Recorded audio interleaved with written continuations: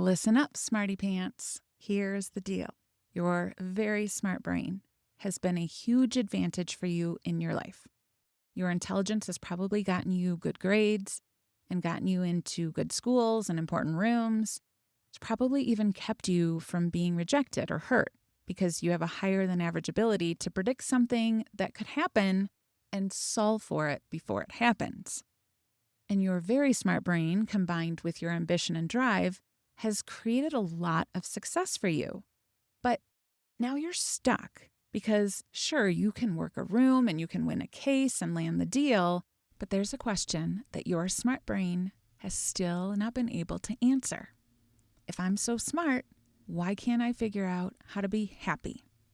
The short answer is you are seriously overcomplicating it, which is actually the long answer too. But I know that your super smart brain doesn't always trust simple answers, because what you have learned is that the harder you think, the more successful you will be. Which, sure, for lots of reasons, you're absolutely right. The problem is that you're trying to use your most valuable asset, your very smart brain, for everything. Everything. You're like a one-trick pony.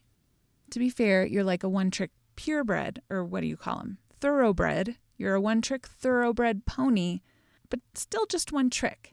The trick being thinking. You have a decision to make, think. You want to feel better, think about it. You want to stop worrying, think about it. You want to stop thinking and take action, think. Okay, I know it's March Madness, but I am a football girl, so I'm going to use a football analogy. You could say that the quarterback is arguably the most valuable player on the team. College teams and NFL teams, they tend to spend the most time and money on their quarterbacks, and for many good reasons. Quarterbacks take on several different roles. They have to be strategists. They have to be play callers. They usually take on a role of team leader. And if you're to look at it from a purely logical standpoint, quarterbacks are also valuable because they touch the ball on nearly every offensive play. Either they threw a ball to the wide receiver or handed it off to a running back, or the quarterback helped move the team down the field so that they could get their kicker in field goal range and score some points that way. In order to win games, you need to score more points. So then let's imagine that the coach of the team is a super smart brain. If the common denominator of points scored is that the quarterback was involved, then the logical answer would be to have as many quarterbacks as possible, right? If one quarterback is responsible for this many points, imagine how many points we could score if there were 11 quarterbacks on the field. Now, we understand that this team isn't going to be so good. I mean, it will probably have some success and score some points because they do have 11 of their most valuable tools on the field at one time. But you're telling me that there will be quarterbacks blocking the defensive linemen and quarterbacks running 1,000 miles an hour down the field. You're telling me that your quarterback is going to kick that field goal.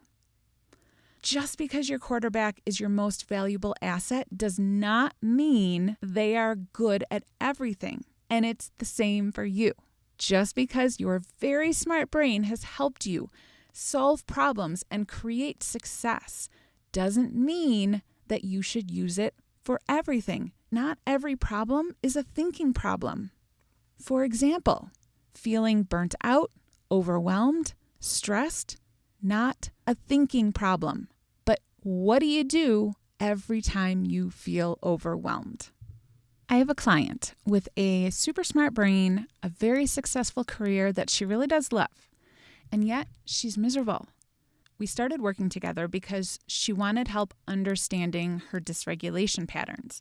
She knew that her main pattern was hypervigilance, and she just wanted to get to the bottom of it and find the answer to the question, if I'm so smart, why can I not figure out how to be happy? So I asked her, what are the things that you enjoy doing that make you feel happy? And it was the simple things. I like spending time with my friends and family. I like going on walks. She likes romance novels. And when I asked her, how often are you getting to do these things? She said, well, basically never anymore. All of my time is either spent working or thinking about work or numbing out from the exhaustion. She told me that most mornings she could kind of white knuckle her way through, but as soon as lunchtime rolled around, it was like all of the energy drained out of her body. She called it the afternoon brain drain. Her thoughts ran slow, and then she would just get frustrated and angry and annoyed by everyone. Now, I don't have to tell you that she's tried everything. Supplements, medication, meditation. She tried hiring an assistant. She moved her schedule around. But no matter what she did, she couldn't figure out how to feel better. We started meeting on Wednesdays during her lunch break, and I said, how about instead of sitting in your office and staring at me on Zoom, just pop in your AirPods and we will walk and talk. We started doing that, and wouldn't you know, her Wednesdays started feeling better. She felt like a whole new woman after our calls. She was more productive. She was in a better mood. Everything felt better. And when it came time for her yearly plan at work, I told her, you need to add walks to your strategy. And she laughed and was like, oh, yeah, totally should. And I was like, oh, no. That wasn't a wouldn't that be funny kind of a suggestion. That was, you need to track this. Because in her world, if it's a strategy that's leading to a benchmark, it's getting measured. If it works, you keep it. If it doesn't, you change it. I told her we already have data from Wednesdays, the only day you don't lose the will to live in the afternoon, the only day where you feel focused and productive and like a human again. And what's different about Wednesdays, yes, we have our coaching call, but you also get out of the office. You take a walk. And she said, well, yeah, I can do that though, because we're coaching. I can't just say my benchmark strategy is that I'm going to take an hour-long walk. Why not? As much as I would love to take all the credit, do you really think it's just me that's changing your life on Wednesdays? Or do you think that it might be the fact that you get out of your head, you get into your body, you get some fresh air, some sunlight, some movement in the middle of your day? So I told her, listen, if the only way you can justify a daily walk is if I am on the phone with you coaching, then fine. Tell them they're going to need to pay me 5 days a week. I'll walk with you every day. Or you can just go for a walk. It's a lot cheaper. And if it works, then you will have data to support taking walks works. Brain drain isn't a thinking problem. It's a feeling problem. The way you solve a feeling problem, whether you're feeling drained or overwhelmed or exhausted, it's not by thinking harder. It's by doing something that makes your body feel better. You're not going to solve a feeling problem by thinking harder. That doesn't work. If you want to feel better, do something that feels better.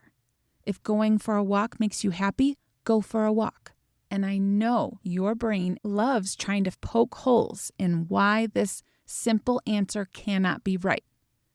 But feel how it feels in your body to hear this logic.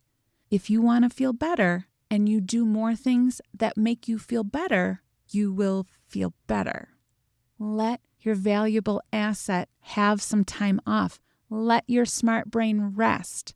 Because when you stop using it like a workhorse for every single problem that shows up, your very smart brain will be even smarter. It will think faster. Your thoughts will be clearer. Your thinking will be more organized. Let your brain rest. Instead of sitting there thinking about why you're so miserable, go for a walk. If you're tired, stop researching optimal sleep routines and take a nap. You want to meet new people? Go where people are and meet them. If you're unhappy, stop auditing your entire life looking for every wrong decision and go do something that's going to make you happy. The longer you try to think your way out of a non-thinking problem, the more complicated it becomes and the longer you stay stuck. Now, your very smart brain is on board, but tomorrow, when you plan to take that walk during lunch, it's going to come right back with why it's not actually that simple. You just need to finish this email. You're already behind. Maybe you can be productive first and then you can go for a walk. Right now, you think that's definitely not going to happen. Your brain is not going to trick you like that. Yes, it will. It absolutely will, because this is a pattern, and patterns don't change because you understood something you heard once on a podcast. They change because you interrupt them consistently. I write daily messages to interrupt this exact pattern.